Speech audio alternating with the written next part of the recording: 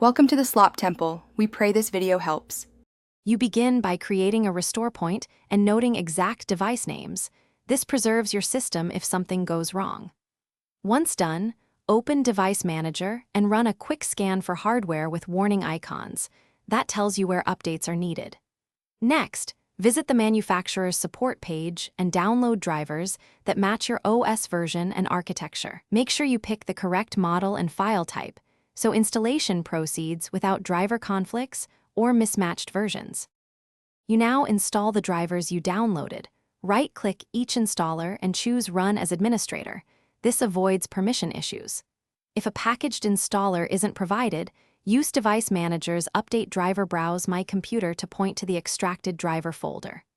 Once a driver installs, confirm functionality in Device Manager and check the device properties for the new version number.